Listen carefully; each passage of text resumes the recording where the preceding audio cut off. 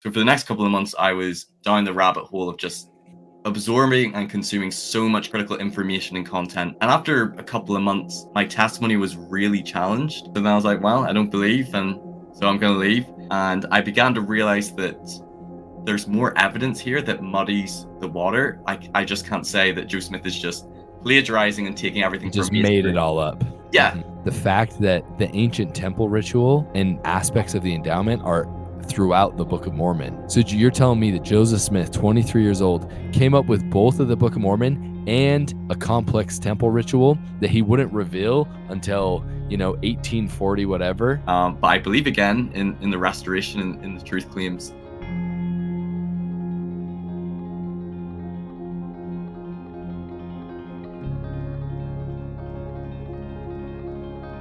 Hey, what's up, guys? Today's interview is really fun. It was a really good conversation. Fun to talk to someone who had lost faith in the Book of Mormon and then really dug into the evidences, which gave him a reason to give it another shot and strengthen his faith once again in the Book of Mormon, in the Church of Jesus Christ of Latter-day Saints. And so, really cool interview. Let us know what you think about it in the comments. I just wanted to let you guys know that the Stick of Joseph is going to be speaking at the Book of Mormon Evidences Conference in April. It is April 18th through the 20th. I'm personally going to be speaking on the 19th at 7 p.m. right after Greg Mattson, so it's going to be a fun night. Unfortunately, Jackson won't be there. He will be on a trip in Africa, but we will be there, and we're going to be doing live interviews.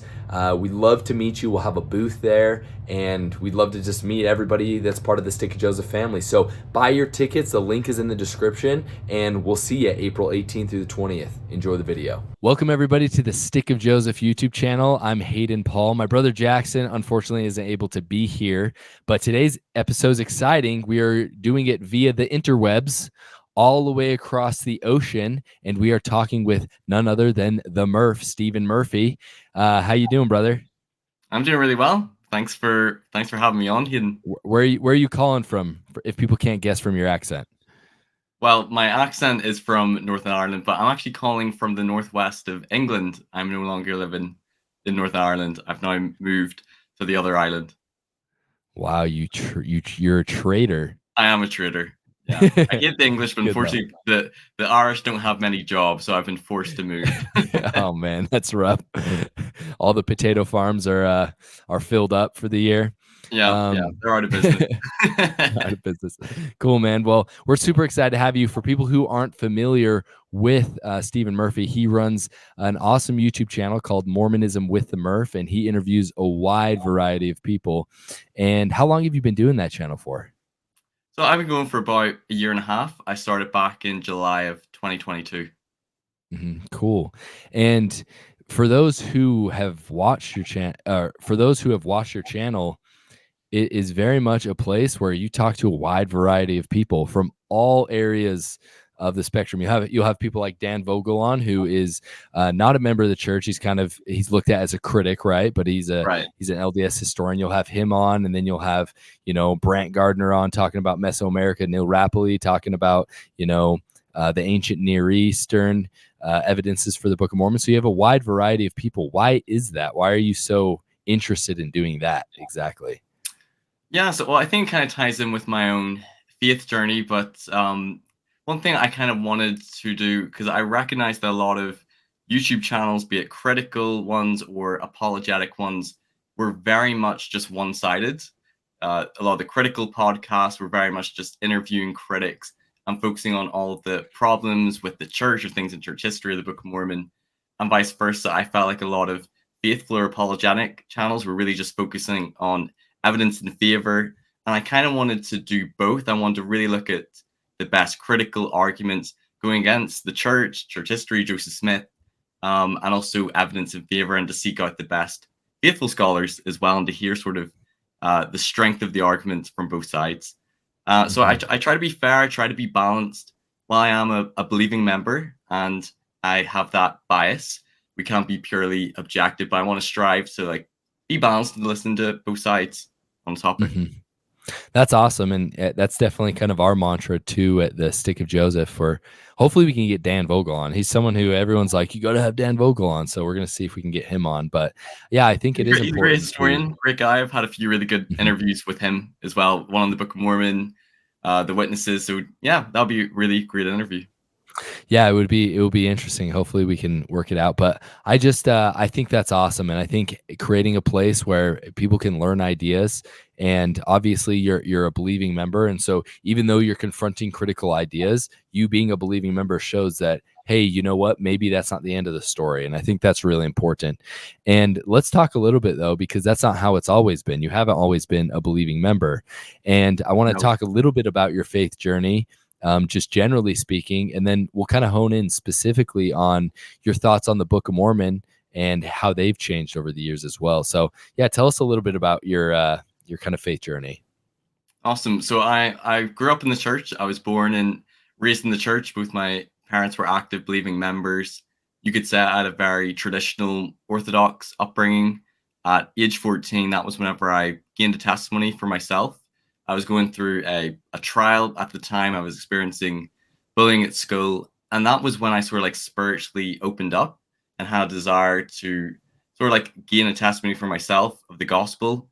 I remember reading through the Preach My Gospel, studying the message of the Restoration, Joe Smith's first vision, studying about the plan of salvation and the gospel of Jesus Christ, and just reading and believing everything that I was reading, feeling that seed of faith grow as well. And after months of reading and studying, I believed in it. I did Moroni's promise. I prayed about the Book of Mormon, the prophet Joseph Smith, and felt like I experienced the burning in the bosom, and it had a spiritual witness and a testimony. I had other spiritual experiences in my youth, going to EFYs and temple trips, and feeling like I witnessed answers to prayer and had that relationship with Heavenly Father. I went on a mission. So I went to the Canada Calgary mission in Alberta, Canada, which was a great experience. I absolutely loved my mission. There were some challenging aspects. Did you speak? Calgary is English, right? It's not the French part of Yeah, no, it's Canada. English. Yeah. It's more Okay. west. It's very close to the American border. And Calgary, particularly southern Alberta, like Lethbridge, has a Hmm. lot of members. There's like the Carson Temple. Yeah. But no, I Okay. was English speaking, thankfully. I don't think I could have done a language. Well, But still, you coming from Ireland, I mean, that's you had to learn how to speak normal English instead of Irish English. I really did, because whenever I first started teaching people, I talked so fast and they couldn't understand certain words. So I came Uh-huh. home with a real Canadian twang, which I absolutely hated. That's But hilarious because I mean, we talked about this when we first had our call. I had a companion who you actually know, Elder yeah, Cathcart, on my mission, and I remember I was with him during Christmas, and so we were zooming our family back before you could talk to your family every week or whatever, and I didn't understand a word they said to each other. It yeah. was a whole different language. It's when you get Northern Irish people around each other and we get like excited and we start talking faster and all the wee It's idioms and crazy. colloquial things. But Yeah. no, mission was great. Had so many great experiences. Loved all the missionaries I served with. The members you met in your wards and that you visited with in their homes, the people you taught the gospel to. Like there was rejection, there was tough times. Like a mission isn't always clean sailing, but I felt like I came home with a really strong testimony. Like I felt like I witnessed miracles and like being like an instrument in God's hands, and really developed this love for the scriptures. So I came home and I felt like I'm converted. Like I've You're made it. Like fired up. yeah, Mhm. like absolutely know for 100% certainty the gospel's true, that Heavenly Father and Jesus Christ lives, and there is no reason to doubt. Mhm. So that was my mission experience. After I came home from a mission, I had a family member, an older sister, who had left the church. She had issues with Joseph Smith, things in church history, things with the Mhm. prophets. And shortly after I came home from a mission, my mum passed away, which was really devastating, Sorry to really hear that. tragic. Oh man. No, yeah, in many ways, I'm grateful that she survived until after my mission, so I was able to spend last Was few she months with her. sick or was it sudden? No, she was sick for years. She had lung fibrosis, but she really went downhill while I was away on my Mhm. mission.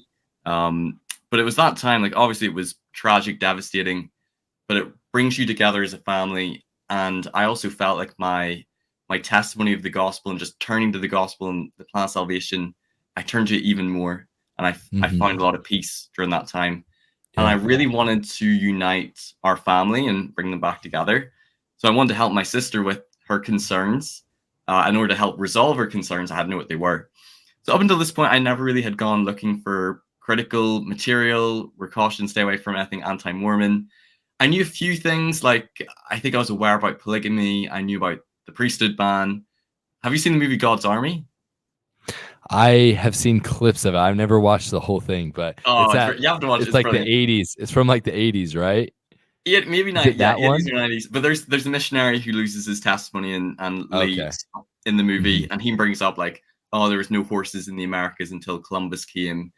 Yeah. Uh, or he talks about how there's like different accounts of Joseph Smith's first vision. So I'd like heard of those things, but I didn't really know much. Look So into it. Yeah. basically, in a nutshell, she started telling me some of her issues and concerns, things with church history, things with prophets. And it was a lot of things that I hadn't heard before growing up in the church, like Joseph Smith having a seer stone, or Joseph Smith marrying a 14-year-old, or being sealed to other men's wives. And it kind of rocked my testimony whenever she first shared with me those things. So then I was very curious, went down the rabbit hole, and she was very heavily influenced by certain critics. Grant Palmer, who's a former CS teacher, institute teacher, and director. He's famous for the book An Insider's View of Mormon Origins, The Tanners, Yeah. Dan Vogel. So I was just like, well, I'm just going to listen to everything they have to say. So for the next couple of months, I was down the rabbit hole of just absorbing and consuming so much critical information and content. And after a couple of months, my testimony was really challenged. I Yeah. grew up with very orthodox, I would say like very literalistic fundamentalist Views faith, of everything. Hmm. yeah, of scripture, prophets, and I just couldn't reconcile all of the issues. So I came to the conclusion one day that I no longer believe that the church is what it claims to be. I was heavily convinced by the naturalistic explanations for the Book of Mormon. Believed it was a product of Joseph Smith and his environment and his milieu, and didn't believe that the prophets were, true prophets of God. So then I was like, well, I don't believe, and so I'm going to leave. I wrote a letter to my bishop, basically outlining all the reasons why I no longer believe, which ironically was like a mini CS letter. I had a lot of the Yeah. same bullet points, but I hadn't actually Hmm. read the CS letter until after I left the church. Yeah. But I think me and Jeremy and whoever helped him in making the CS letter had read a lot of the same content, like Mormon Think, the Tanners, Grant Hmm. Palmer. So I really connected with the CS letter. With that. Hmm. So I lost my faith. I left the church. I went down a Christianity route for a little bit because I still believed in God and Jesus and couldn't deny certain answers to prayer. But then Yeah. over time, I was getting a little bit critical and felt disillusioned with certain doctrinal beliefs in Christianity. Things like the Trinity, things like heaven and hell, and that those who don't believe in Jesus are condemned to an eternal hell. And I was going to a Presbyterian church, and Presbyterians are Calvinists, and they believe that God's already pre-chosen or predestined who's saved and Hmm. who's not saved. And those things I just became really disillusioned by. I started questioning, is there a God? Is there a Jesus? All my spiritual experiences. And it was also around this time that I was encountering some apologetic evidence in favor for Joseph Smith or for the Book of Mormon, which Were you caused me. looking it up? Like, were you looking it up? Were you just kind of doing like oh, maybe I'll check to see if I missed something? Or how No, did that no. happen? So I felt like I already had looked at the apologetics because I looked a little bit at Fair Mormon before I left. I Yeah. didn't look at every single thing, but I looked at like a few issues, and I was a bit unsatisfied by some of the responses. And I just felt like overcome by all of the critical information and arguments. But my dad, he sent me a video by a guy called Bruce Porter, and it was Hmm. like the correspondences and connections between the temple endowment and ancient Egyptian temple rituals. And when my dad sent it to me, like we'd have so many discussions, and I'd always beat him, like in every argument. Like I always felt like, Yeah. Dad, like You you were have you weaselly spent more apologetic time in it. answers. Hmm. Yeah. Yeah. But he told me to watch the video, and I was like, no, this is just pseudo scholarship, mental gymnastics. I've already made up my mind. This isn't what it claims to be. And I recognized that I'm not being open minded. I was open minded enough to research, criticisms against the church. And there were some striking correspondences between ancient Egyptian temple rituals and the temple endowment, which I couldn't deny. So that sparked me to look at more things. I looked at ancient temple rites of either early Jewish priests or early Christians, like the Gnostics, and some striking correlations to our own temple endowment. Yeah. And even like the coronation ceremony of a monarch as well, parallels like with the early Christians, like prayer circles, wearing like garments and robes and like some of the hand clasps and making covenants. And I began to realize that there's more evidence here that muddies the water. I just can't say that Joe Smith is just plagiarizing and taking He everything from just made it masonry. all up. Yeah, Hmm. and that's how we got the endowment, because I couldn't deny that there's some correspondences here which don't exist in masonry. And what I Hmm. thought was like a weird culty ritual that Joe Smith stole from the Masons really resembled early Christian temple rites, the rites of like priests in the Old Testament, or even that of a monarch. I remember having this impression, it came to my mind that, we go through the temple to become kings and priests unto God. And I saw like all the symbolism. But those things didn't convince me. But I was, looking at like the Book of Enoch and Nahum and Bountiful and like the witnesses. And I began to realize that, okay, maybe not all the evidence is in the critics' camp. There's a bit more complexity here. For sure. Before we go into that, one thing I want to say with the whole temple thing is one of the most compelling evidences for me as well. And Don Bradley, who wrote Lost 116 Pages, this was the thing that brought him back into the church, was the fact that the ancient temple ritual and aspects of the endowment are throughout the Book of Mormon at Yeah, different that's so phases. cool. And so you're just like, so you're telling me that Joseph Smith, 23 years old, came up with both of the Book of Mormon and a complex temple ritual that he wouldn't reveal until, 1840, whatever, all at the same time. And like, to me, that's also one of the most compelling evidences as well. Yeah, so during this time, I was very confused because I was looking at criticisms leveled against the Bible, things with biblical scholarship, and I realized that a lot of evangelical critics of Mormonism, they're really critical of Joseph Smith and the Book of Mormon, but they don't apply the same standard to the Bible. So at this time, I was really conflicted, really confused, didn't know if I was going to go atheist, agnostic, if I still believe in a God or in a Jesus, but all religions are wrong. Should I be Christian? Or should I come back to the church because I'm seeing some evidence in favor which I didn't know how to fully debunk or reconcile. But long story short, the catalyst for me coming back was somebody sent me a talk called Stand Forever. It was a BYU devotional by Elder Corbridge, and basically he talked about how Legend. there's, yeah, lots of people who are either leaving the church or having uh, real challenges with their testimony, reading a lot of critical information against the church, things in church history or against Joseph Smith. And he talked about how there's primary questions and there's secondary questions. And the secondary questions, they're important. And I didn't feel like his point was to say, well, don't worry about the secondary questions, just worry about the primary Hmm. ones. But I felt like what he was saying that you could spend a lifetime debating and researching all the secondary questions. And even if you find answers to some of the secondary questions, still doesn't answer the primary ones. Even if you feel like you can provide answers to all the criticisms against Joe Smith's first vision, for example, it Hmm. still doesn't mean he really had his first vision. So he talked about how the primary questions are, is there a God? Who's our Father? Is Jesus Christ the Savior of the world? Was Joe Smith a prophet? Is the Book of Mormon true? Is this the Lord's restored church? Yeah. And he talked about feeling like this spiritual gloom as he was wading through all this antagonistic material. And a critic would say, well, you're feeling gloomy because your religion's being shown to be false, and you're losing your faith and experiencing cognitive dissonance. But he said that that gloom he felt was the absence of the spirit and that God's voice wasn't in those critical voices. And the thing that really sort of touched my heart, because I don't think any intellectual argument would have restored my faith again, Hmm. but he held up the scriptures sincerely and humbly and just said, like, ask yourselves, ask God, are these lies, delusion, or truth? And deep, deep down, while I was still questioning things, I still believed there was a God. I still believed I had answers to prayer. And I was like, I'm just going to go back to God, sincerely prayed and fasted, pouring out all my concerns because I had real, genuine issues. I didn't leave the church just because I wanted to, drink alcohol and be rebellious. I sincerely had issues that I didn't know how to answer. And poured out. It was probably one of the most heartfelt, urgent prayers where it's like, I will follow whatever answer you give me.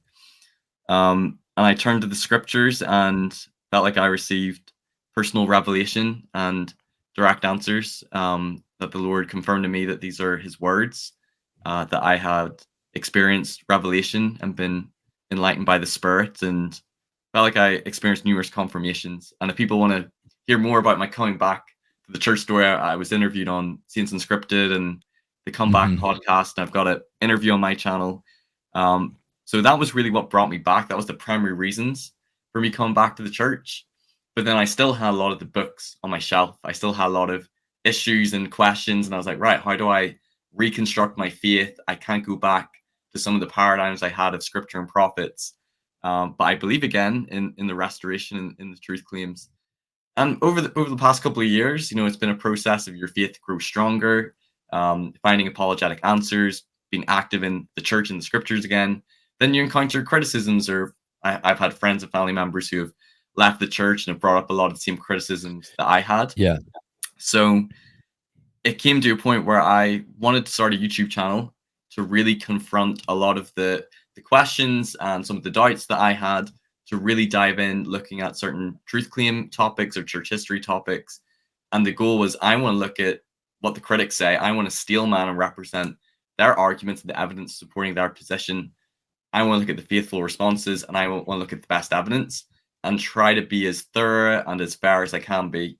So I research, I do my own episodes on the topic, and I try to also do interviews with scholars. So that's my faith journey, sort of in a That's yours. nutshell. That's awesome, dude. And I think in a lot of ways you're doing similar thing to what I'm doing is like you probably wanted someone to do your channel for you when you were kind of questioning, right? Yeah, yeah, And that's kind of how I am with the Book of Mormon is like I would see like little one-off videos of like presentations by people, whether it's about the Mesoamerican theory or the Heartland theory or different doctrinal things on the Book of Mormon. But I'm like, I want to like someone to ask them questions and actually have a conversation with them. And then I'm yeah, like, well, why don't we do it? Right. And so I think exactly. that's something that's really cool is you're creating something that you wish you had.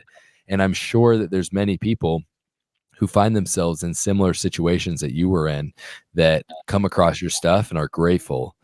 How has before we get into more like the Book of Mormon stuff and some of the nitty gritty stuff, Yeah. how has been the reaction? What have been some of the rewarding moments about doing your YouTube channel? Oh boy. I've loved all the interviews that I've done. Just connecting with people and being able to ask a lot of the hard questions. I do try to ask the hard questions, not in a way to catch people out, but to really confront these things and see what the faithful response is. I've loved having the opportunity to speak with different historians and scholars and ask all the questions I have and sort of dive deeply and been able to connect with so many people. And it's been really rewarding for me, even if I've not found like, okay, this is the definitive debunking answer to this issue, but understanding more of the context, seeing the other side, having more understanding into a topic, even if you don't definitively know what the answer is, to just have more clarity, more understanding. And I feel like from doing this, I have a lot more empathy and understanding towards the critic's position. I feel like I understand it a lot, and also Yeah. towards the faithful position as well. And I think I've learned that there's a difference between facts and interpretation of facts.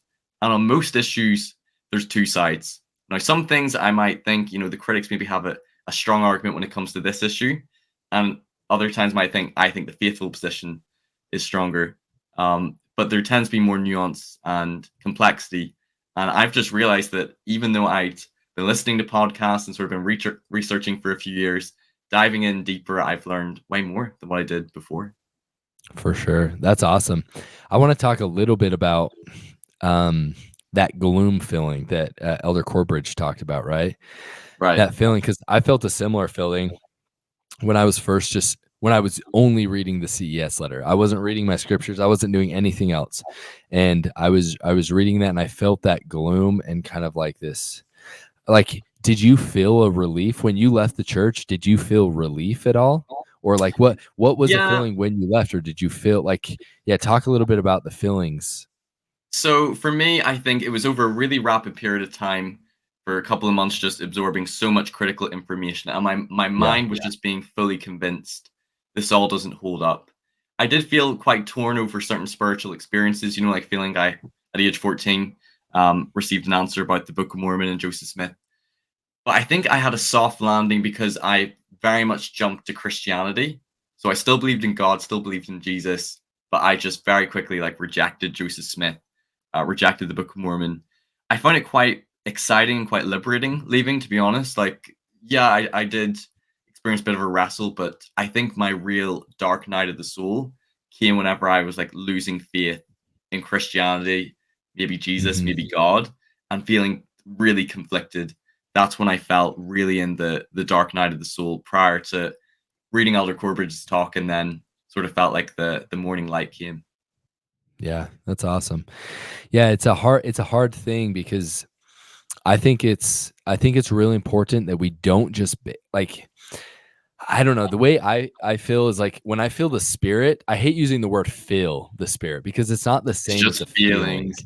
right? Yeah, it's just feeling. It's not the same as When you feelings because experience, there are some times that I feel the spirit and I don't feel good about what I receive from the spirit, if that makes sense. You know, I feel like I have to do something really hard.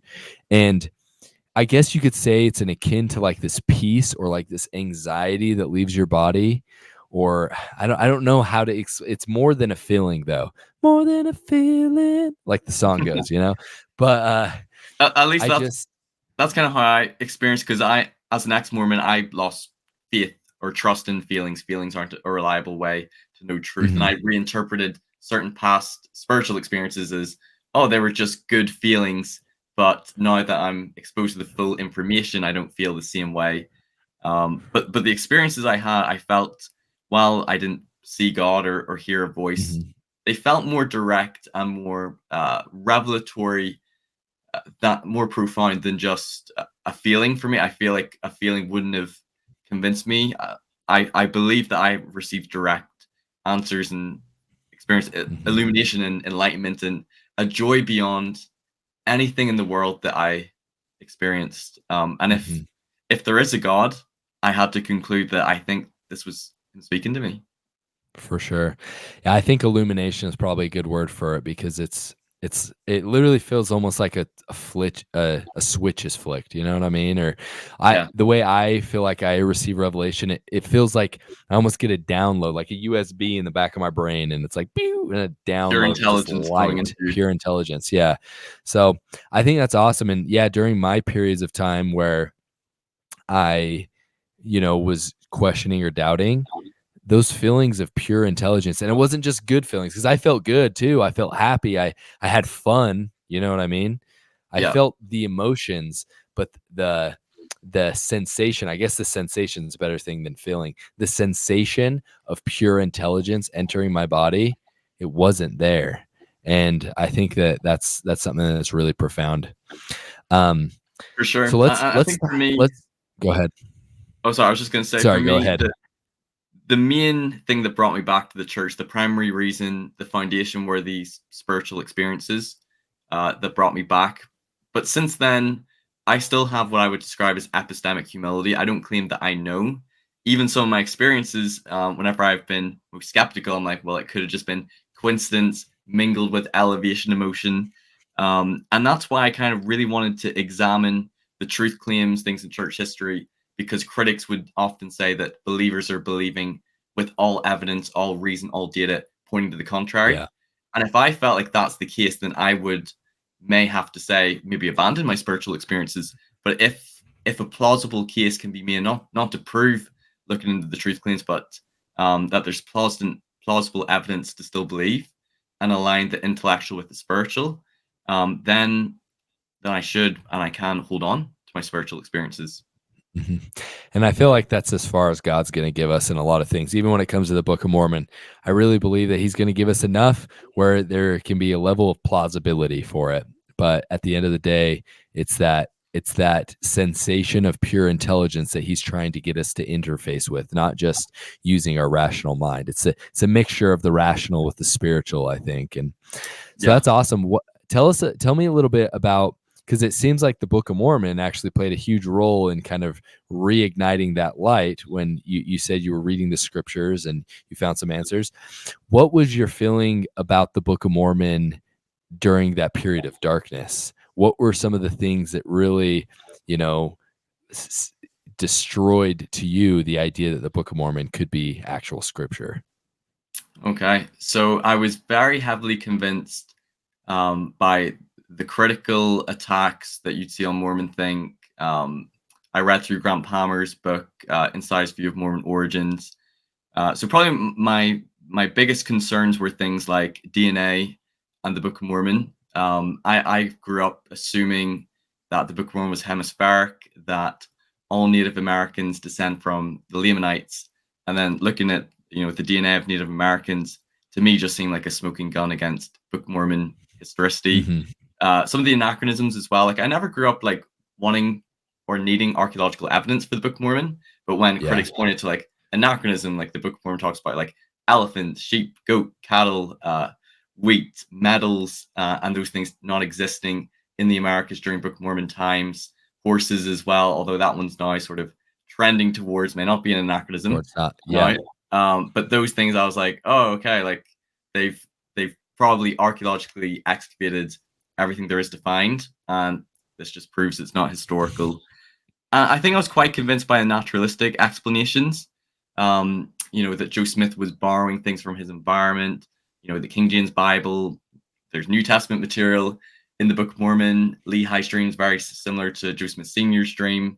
The view of the Hebrews, I didn't see it as like Joe Smith plagiarized from it, but that it had a similar sort of outline to the Book of Mormon, and that he was sort of borrowing themes from the narrative. Grant Palmer had a chapter about like Protestant Christianity, Methodist sermons, and like Methodist conversion experiences, and he compared them to, like, for example, King Benjamin's sermon in the Book of Mormon, or people like Alma the Younger, Enos, and their conversion experiences.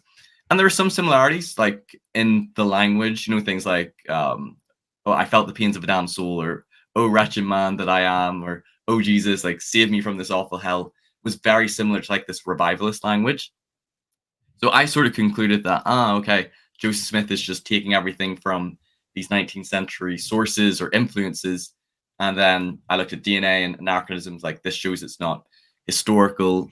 And I just saw that Joseph Smith was a creative genius and he produced it naturalistically.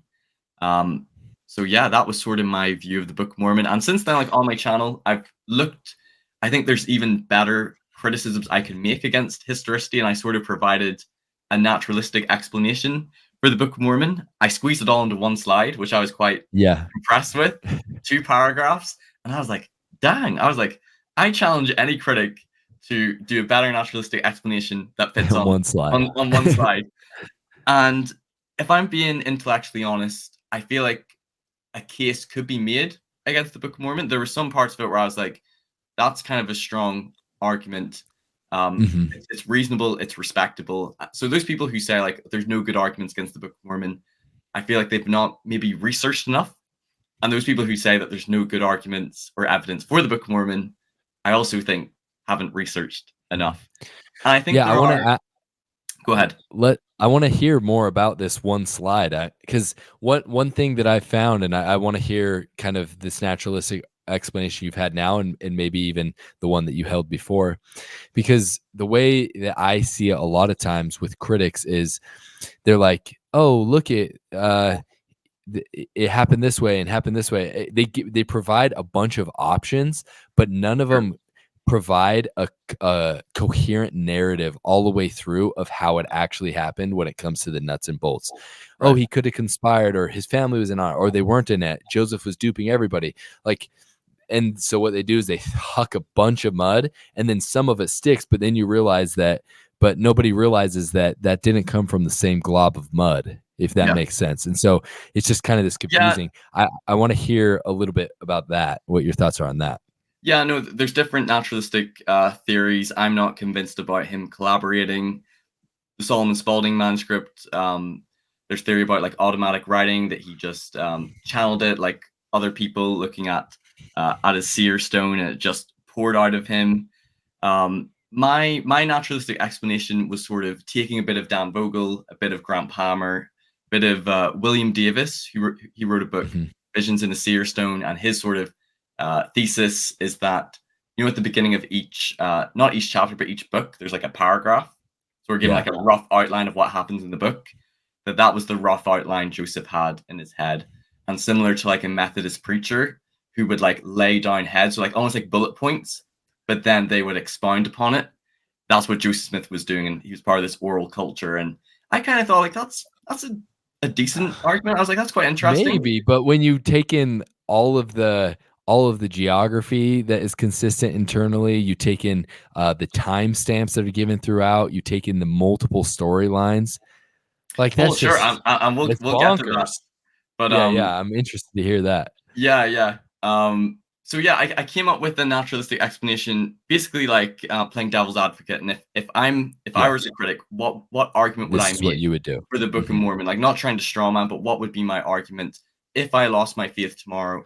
What would be my argument? So I very much focused on things which I would argue for the Book of Mormon not being historical in the first paragraph, and things in the Mhm. second paragraph is like how I think he did it, what influences, what things he was borrowing from in his environment.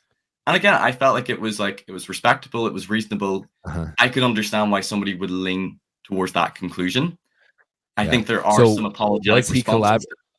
yeah, was he collaborating in this? And like I said, I know you're playing devil's advocate, so I'm excited Or to in this. He wasn't collaborating with anyone. no, Was he writing anything down prior? Like, was he writing out a storyline in secret?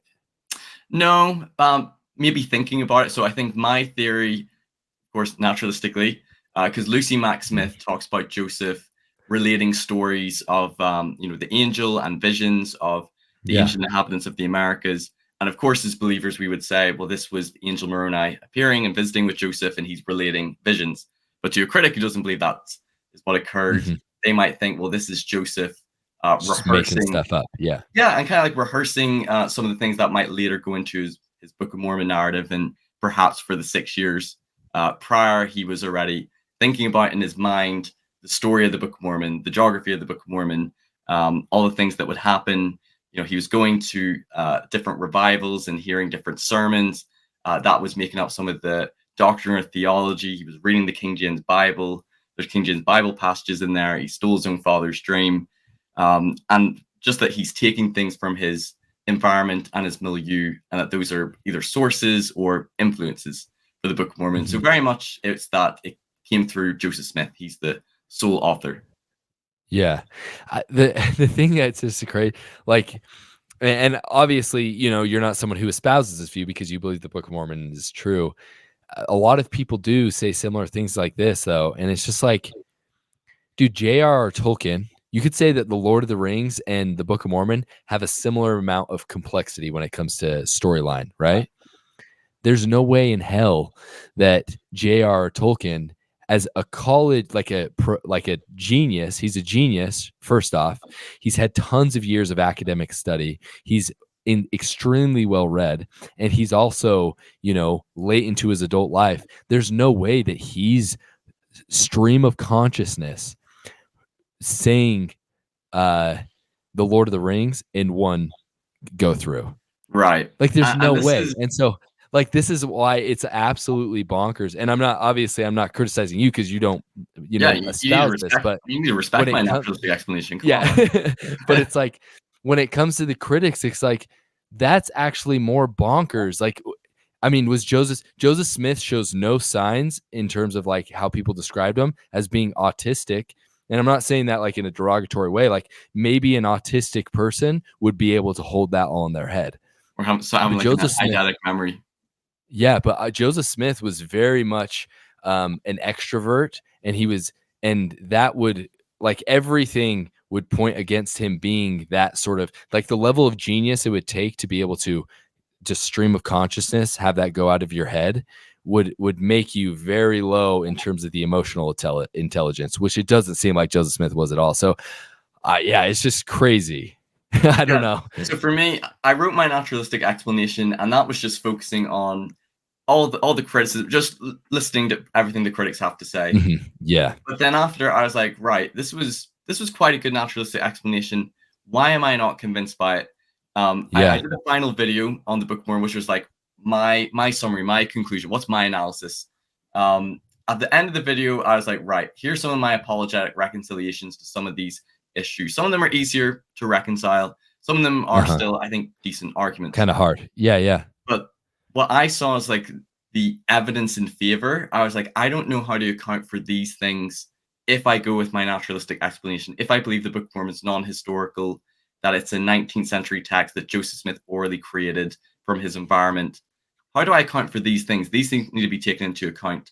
So we can maybe touch on what I see, in my Yeah, opinion. let's touch on them. I'd love to. Yeah. Yeah, as not a scholar, but in a wee summary of the 5 things which I personally think are the best arguments Mhm. in favor for the Yeah. Book of Mormon. And you already touched Mhm. on the first one, is sort of like the miraculous translation and coming forth of the Book of Mormon and the Mhm. complexity. So we know the Book of Mormon was produced in about 57 to 74 working days. Scholars date it. There was no notes, no manuscript, no book open, according to the witnesses, that there was no help except for the translation instruments, whether it was the seer stone or the Urim and Thummim. And many of the witnesses claimed that it was like miraculous, like it was by the gift and power of God. And as you said, beyond Joseph Smith's natural capabilities. That's what many of them said about the translation. And just like orally dictating a 588-page narrative before we even talk Mhm. about complexity, looking either at, spectacles or seer stone, that's just something, no pun intended, the average Joe just doesn't do that. Like Mhm. that's pretty unique. It's pretty extraordinary. Even William Davis in his book Visions in the Seer Stone, I thought this was quite a nice compliment. He said that the Book of Mormon is America's longest oral performance, and that's kind Yeah, of like what it is. 260,000 Yeah, words, and that's not even counting the 116 pages, which actually were more like 300 and something pages yeah, of text that was lost. yeah. It's Um, crazy. so I think when it comes to like the coming forth of the Book of Mormon in 2 months, it's about 8 to 10 pages a day. It's pretty rapid dictation. I Yeah. remember I did an interview with Brian Hales, and he talked about like, did Joseph have the skills to compose the Book of Mormon? But I think the complexity of the Book of Mormon is quite impressive. Like it's a very long, consistent, coherent narrative. There's I think over like 200 characters. You've got all the plot lines. There's like 3 different migrations. You've got 3 different calendar systems. You've got like the different records and record keepers, and the geography as well. There's like 600 geographical references in the Book of Mormon, and they're all like spatially consistent. It's an internally consistent geography, which means that Joseph would have had to have had in his head a mental map that he kept everything straight. And even as they go from like Nephi to Zarahemla, they always go down from Nephi to Zarahemla and up. Like it's very consistent. And even some things like orally dictating the allegory of the olive tree, like it's such a long chapter. Like Dude, there's no I way. find it hard to read that, and I kind of feel like I have to really study it to understand what's going on. And some people say like it's evidence of like this being ancient, like the allegory of the olive tree. I maybe don't make that argument, because you could say, oh, maybe some things from the Bible he could have borrowed from, but just him For orally sure. composing and dictating that, like that's pretty impressive. And the One thing, chiasms. I never even thought about yeah, this, but yeah, he perfectly dictates like dozens of chiasms throughout the Book of sure. Mormon that weren't even really necessarily intellectually known about at the time. Sure. And with chiasms, John Welch is the one that discovered it, and he's done a lot of Mhm. work on it. Critics would say, well, there's chiasmus in the Bible, there's chiasmus in the Of Doctrine and course. Covenants. But what I would say is not so much that chiasmus is a proof of it being ancient, but like, for example, like Alma 36, Mhm. it's like a chapter long chiasm, and it's so complex and Yeah, to keep eloquent. it in his head, like, Yeah, there's no like, that's what's insane, for because sure. in the oral dictation, Joseph would just be dictating as well, but he'd be dictating, stopping, the scribe would write it, maybe read it back. So that would like interrupt the flow as well. So just him orally dictating like this really eloquent chiasmus in Alma 36 and other places as well. And it's like, what do you find more probable, that an ancient Nephi author who was sort of trained in this ancient Hebrew writing had time to write this down, or did this just come from 23-year-old Joseph Smith? And something I think which is also very complex, but that just seems to go beyond Joseph's memory, is in the Book of Ether, it lists like 40 Jaredite kings. And then throughout the book, throughout the narrative, they're spoken about in reverse order. Now, I remember I brought this up to Dan Vogel, and he said, well, for all you know, he could have been peeking at the manuscript. I was like, okay, well, maybe, but none of the witnesses say he did. And I think if he did, they would have called him out on it. but that Yeah. would have required an incredible memory. I don't know how you could do that naturalistically.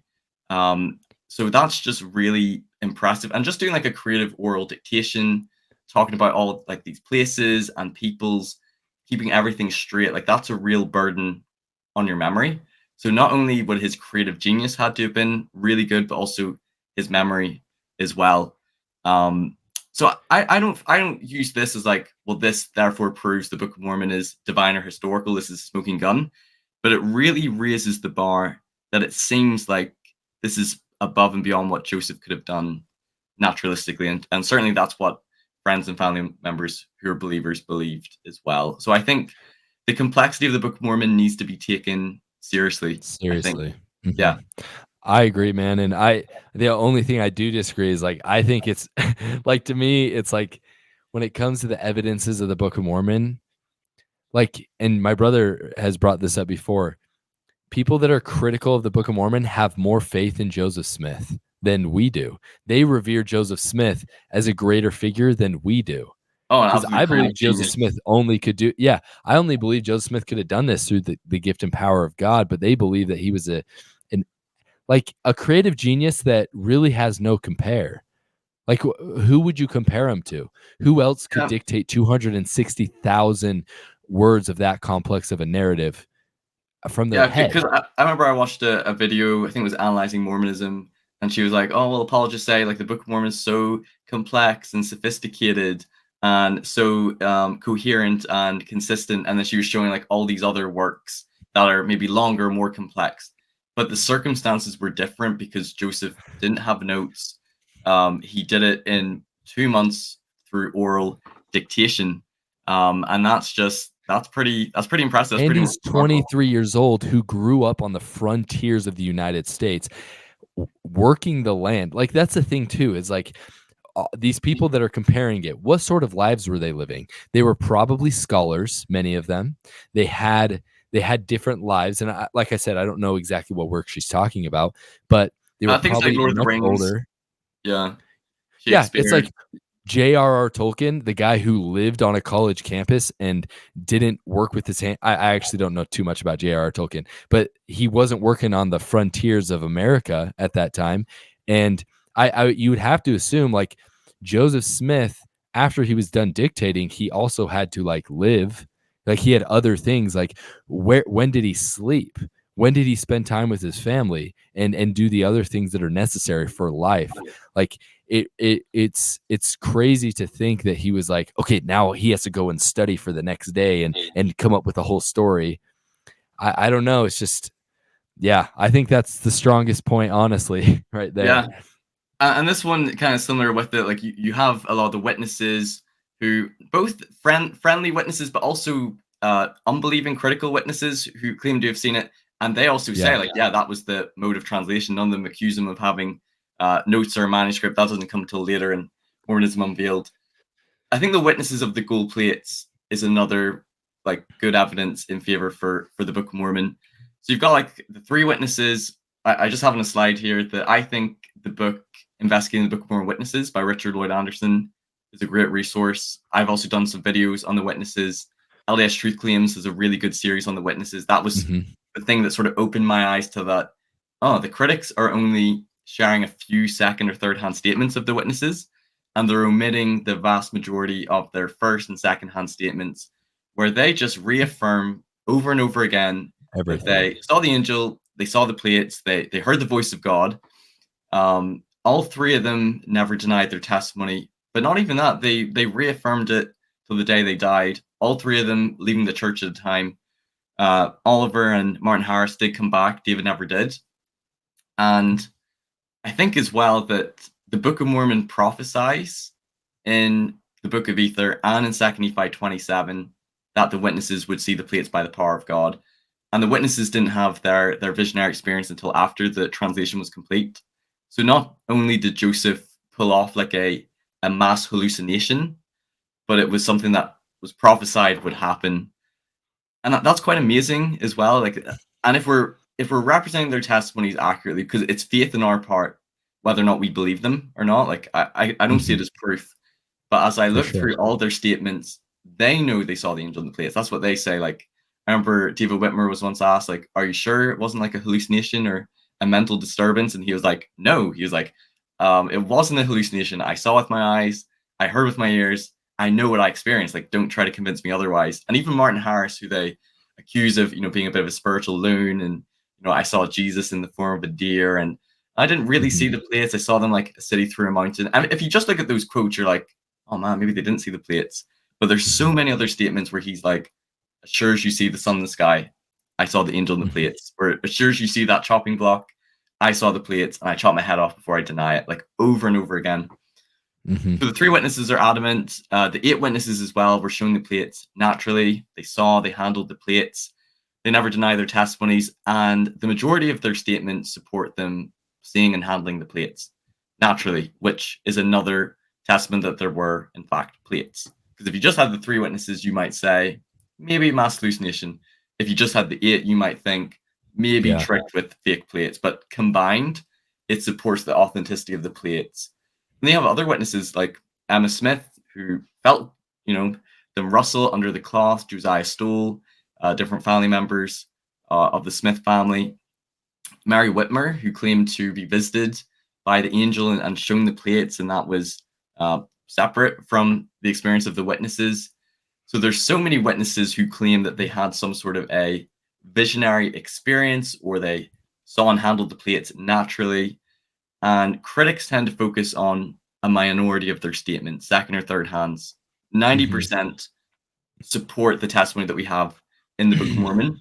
And whenever I was an unbeliever, I remember thinking to myself that, you know what, Joseph Smith manufacturing or creating his own set of metal plates, duping the three witnesses, they had a mass hallucination, and then tricking the eight with a fake set of plates is also quite unlikely. Like, that's also a bit of like mental gymnastics that he really Yeah, put that where on. did he learn the metallurgy? Like, where was he getting the stuff? Like, they're freaking poor.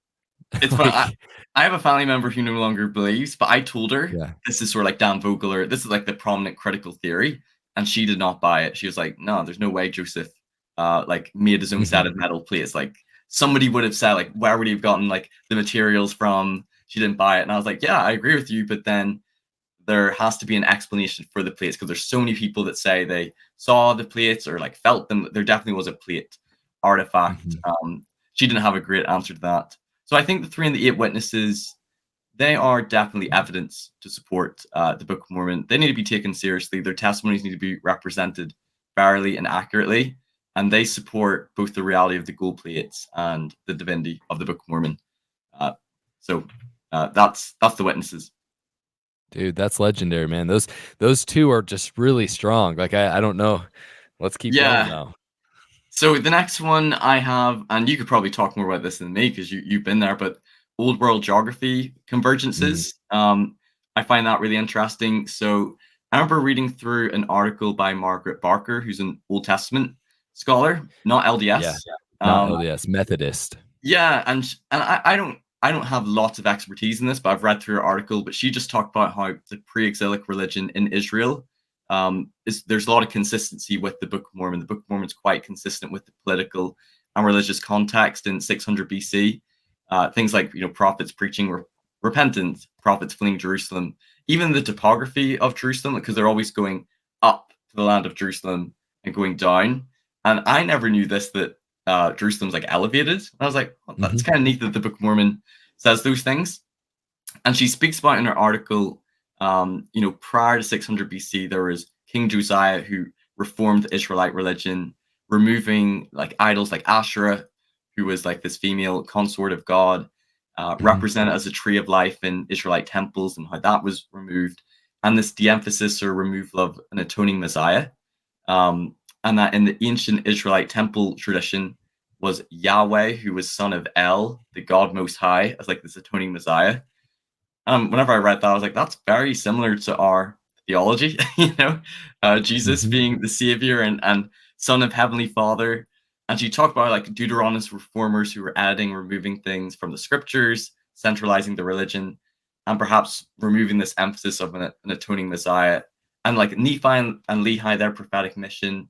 You have Lehi's dream where he sees the tree of life, which people say, well, he just took that from his, Joseph Smith just took it from his own father's dream. But that fits the context and Asherah and And they're preaching the also new Messiah. different. Like the dreams they're not exactly the same, Sure. right? And they're not exactly the same. And then also the thing I will say about this, and it's hard because we take a lot, and this is why we did an interview, right? And I said in that I will never base my something as important as my faith on history because it's just we don't even know what's true today. Yeah. But like when was that dream recorded? It was recorded when After. Lucy Mack Smith was about to die. Like it was when she was getting it was like her final words, right? Not her final Yeah. words, but her account of everything that happened, which is Yeah. I decades believe and it was decades after the 1845, like your fact. manuscript history. And so the Mhm. language and the similarity, like they could have maybe had similar dreams, but it Mhm. could be impacted by the language in the Book of Mormon as well, that the borrowing could be For that way, sure. the sentence that way. Mhm. But I think old world geography convergences, you know all about this, that Lehi's travel through the Arabian desert, coming to the Red Crazy. Sea. Yeah. Yeah, locations like Shazer, traveling in like a southeast direction, which matches and correlates really well with the frankincense trail. There's plausible locations for the Valley of Lemuel, Shazer that they found, and then the text talks about them burying Ishmael at a place which was called Nahum. So they're Mhm. naming all these places on their route, but Nahum they said was already had that name, and they buried Ishmael there, and the daughters of Ishmael did mourn over the death of their father. And there's an altar found in Marib, Yemen, containing the consonants NHM. And there's also burial sites nearby, which is really cool. I remember in my interview with Neil Rapley, because he's done a lot of work on Nahum Bountiful, and Yeah. what he said to me, which was really enlightening to me, because critics will often say, like, okay, you find NHM on an altar in just this random place in Arabia, and then you're claiming, well, that's Nahum. But the Nahum altar is in the pretty much in the right location, roughly where scholars, before they even found the altar, said this is where Mhm. Nahum has to be, like Hunabli. So that's where they believed it would be. And then finding the altar with NHM, like there's no vowels in the Hebrew or Semitic script. And the tribal region, I believe, is called Nehem or Nehem. Mhm. Um, but it dates to the right time, dates to when Lehi would have been there. It's in the right location. And this is kind of interesting as well. Neil Rapley said that they found the name Ishmael there. There's lots of different Ishmaels, and they found one that dated to the 6th century BC. Obviously, no way we can know if it's the Book of Mormon But and the Ishmael. other thing that's interesting, it was written in a different language than the other tombs in the area, suggesting that the person was a traveler from a different place, which is Yeah, interesting as well. very interesting. What I think converges really well, what I find compelling about Nahum, because I can understand critics saying, like, okay, seems to be in the right location, it seems to date to the right time, but it's maybe just a coincidence. But the convergence with Bountiful, because in the text it says they turn like nearly eastward, traveling towards Bountiful, and on like the coast of the Arabian Peninsula, they found a really plausible, I think, a couple of locations for Bountiful, but Mhm. Khor Karfat I have on here, it's on the east coast of Arabia, and it just matches Nephi's description, like ore, timber, honey, cliffs, being this lush oasis. And Mhm. I just feel like the old world geography converges extremely well in First Nephi. Like, I don't say it's like proof or direct bullseye, but at the same time, realistically, what would we expect to be stronger? Like, what could we find? What do we realistically think Oh, we yeah. find that would be a stronger correlation? And then And to how did me, Joseph Smith put it in? Like that's the question. It's like, okay, he gets one lucky guess. Let's give him one lucky guess. But all of these lucky guesses, like yeah, that to me is just yeah, it's pretty wild. yeah, to me, it seems beyond a coincidence and Joseph's knowledge of Arabia. And whenever I was an unbeliever, talked about cognitive dissonance, whenever I really looked at how well it converged, I thought Joseph had to have had a map. That was the only way I Mhm. could make sense of it. It just seemed to converge so well together. And even though people say, like, well, the tribal area is Nehem and it says Nahum in the text, I believe Nahum is That's like a better Hebrew, evidence. I believe it's a Hebrew pun, like for Mhm. to mourn or to console. Mhm. So I think it's very likely that that's what was done in the text as well. But for me, I think it converges really well. And I think critics at least acknowledge that you can argue that Old World geography, the Book of Mormon, is inconsistent with it, at Mhm. least. I think it needs to And be taken seriously. yeah, and I think the fact that Nahum is spelt different is an evidence for it. Because if Joseph Smith is looking at his ancient map and he's like, "Oh, I got to make sure that people know that this is an actual place," he's going to name it that way. But when you also remember that all these maps were made by cartographers that came from different parts of the world that spoke different languages, and so when they hear the True. word Nahum, they're going to transliterate it differently, Nehem, Nihm, depending on what Yeah, yeah, language they speak and how that's done. So to me, it's way more believable that the fact that it is spelt different in the Book of Mormon, and as you pointed out, that it plays that pun, which fits once again the ancient Near East way of speaking and yeah. telling stories. It's I it's remember awesome. Neil Rapley made the point that if Nahum and then finding this alternate, if the Book of Mormon was just an ancient text that was found and there wasn't this connection to like an angel in plates, coming to Joseph Mhm. Smith, there may be more scholarly acceptance of this. But I think it's the implications that people just say, well, there's no It's way it could attached to be a because then religion. it confirms Book of Mormon historicity and Joseph Smith. Um, the next evidence, I think, is ancient names in the Book of Mormon. I'll go quickly with this, but the Book of Mormon contains many ancient, either Hebrew or Egyptian names.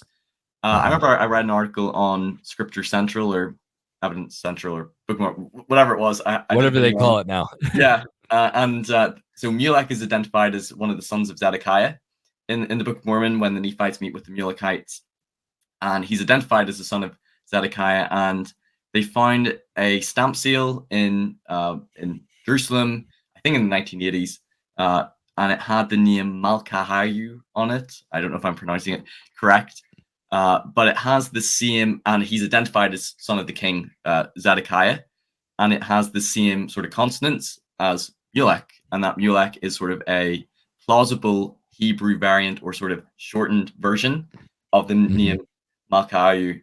And I thought that was really interesting that Drew Smith just Mhm. happened to pick that name, Mulek. I believe it's Malchiah in the Old Testament is identified as son of the king, but at the time the king was Zedekiah. So it seems to correlate really well. Ancient Hebrew names such as like Alma, Sariah, Sam that are now attested as like these are ancient Hebrew names, and even some like ancient Egyptian names like Pahoran, Pahanchi, Pakumeni, which just sound like weird made up names, happen to be Yeah. authentic Egyptian names. Even like Nephi and Ammon, like some of the etymology for Nephi being like fair and good, and he uses those words a lot. And the Mhm. Book of Mormon authors claim that they were trained in both the language of Hebrew and the writing, or the language of the Egyptians and writing of Hebrew. Mhm. So it's quite interesting that those things show in the text. So I think the ancient names, again, I don't see it as proof, but it's like if he's making this up, it's interesting that we're finding ancient names in the Book of Mormon. And I believe Matt Bowen, I've not read his book, I want to do an interview with him, talks about how some of the names in the Book of Mormon have to do with the story as well. I'd love to do Yeah. more research on that, but That's cool. it's like those things where it's like, there's definitely more to this than, He's not just whipping up random names. And yeah, or if he a lot of is. them show up in the Bible. Yeah, a lot of them show up in the Bible, right? Um, but not all of them. And it's the ones that don't show up in the Bible that are like, where did he get these from? And then you find these weird evidences. Another interesting, just because it popped in my head while you're talking, the Egyptian word for rod and iron is the same. So, or no, Mm. rod and word is the same. So Oh, the that's iron interesting. I don't think I knew rod that. being the word of God, like it's a pun, and that's the thing that's wild is there's not only Hebrew puns, but there's also Egyptian puns all throughout the Book of Mormon, especially in those first chapters. And so once again, the complexity of that, and there's also just so many weird things that if you're talking about character development or you're talking about creating the narration of a story, he adds a lot of weird things that don't make sense or wouldn't have made sense then, but then you look into him deeper and you're like, oh, that makes sense. For example, eating raw meat in the wilderness. Like there's why would he add that one little fact in there? And then you come to find out, there may have been deeper scientific reasons why they eat raw meat, why God commands they eat raw meat, so they get vitamin C, so they don't get scurvy and die while they're in the desert. And there's just like Right. little side tangents, almost like when you play a video game and you have like side stories. There's so many little side stories in there that like seem random, but then you look into them and you're like, oh no, this actually fits perfectly. And I always find, the breaking of the bow story never made Yeah. much sense to me because it's a steel bow, and it's like, how do you break a steel bow? I remember reading Mhm. in Brent Garner's book, they talked about the translation of steel bow in the King James Bible is likely a wooden bow, but covered with bronze or brass, and that's likely Interesting. the bow that Nephi had when they, were in the desert, and that wood will twist and break when you move to a more arid climate, and how that actually makes sense for how his bow would break and then having to Mm, create a new bow, new arrows. And that I find that really interesting how there's actually almost like an explanation for the breaking of the bow story. I find that really that's interesting. really, really cool. Well, dude, this has been awesome, and I'm sure there's so much more. We might have to even do a part two sometime, but I think we're gonna have to I yeah, there's so much, and this has been really cool, and I just want to recommend people follow your example in regard to. I like that you came up with a naturalistic explanation, and I think it's a good exercise. Everyone should do this, where you try to steelman the other side of the argument. And for those who don't know what steelmanning is, it's just you come up with the best possible explanation for why they believe that way, and sure, and yeah. and do the best that you can. And I think that that's really wise. And so I'd recommend everyone do that. Stephen, I want to give you the chance to like share any last words, the last testimony, and then also where people can find you so they can learn more from all the cool work you're doing. Sure. No, I think we should definitely do a part two because I love to talk more about my views of history, and translation, and maybe some of my thoughts and responding to some of the criticisms as well. The Me last too. evidence was about Mesoamerican conversions, which is probably more controversial. So I think we could have a That'd good be a good one discussion. though. I'm not an expert on this, but this is just sort of my view, my theory. But no, Well, let's like do a for me, part two then. yeah, I think we definitely have to. This has been fun. Uh, Final thoughts on the Book of Mormon. I think these things need to be taken seriously. I think there is a case can be made for the Book of Mormon. I do see some evidence in favor that if I were to lose my testimony and leave the church, I would struggle to account for those things. Um, I think some of these evidences are, I think they're of secondary importance. In some ways, they've strengthened my faith. They've helped the Book of Mormon to come alive and seem more real, and I appreciate more things in the text. But they're not the primary reason why I believe. They're not the foundation of my testimony.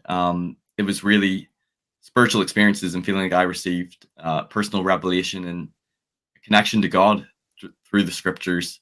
And I think that's really what the book is about. Like, yes, it is claims to be a history, ancient peoples. Yes, it claims to be a translation, and there's lots of debate and discussion about that. But it's the text itself which is what matters most. And I believe it's like a vehicle or like a conduit to connect with God, to receive answers, to grow closer to Jesus Christ, to experience the atonement as well. And yeah, the Book of Mormon to me, I believe in it. Intellectually, I feel like there's plausible evidence in favor, and spiritually, I believe and trust in my spiritual experiences. And yeah, I love reading the Book of Mormon, and the goodness and the inspiration and all the spiritual insights it brings into my life. That's awesome, man. Thanks for sharing that. So if you guys want to get more of the Murph, go to Mormonism with the Murph on YouTube. You can find him there, and he's got some Yeah, really cool interviews with some really I did awesome a people. long series on the Book of Mormon, spent about a year. I've kind of moved away from it, but I'm still reading books on the Book of Mormon, and you're never done with the Book of Mormon, but did lots of No, episodes, interviewed lots of scholars, and I'm just learning more and more and more, and it's fascinating. So yeah, people can check out that series or some of the interviews. I think there's been some good interviews on the Book of Mormon. So yeah, come check it out. sweet man, awesome. Thank you so much for coming on, and everybody watching. Until next time, stay curious and hungry.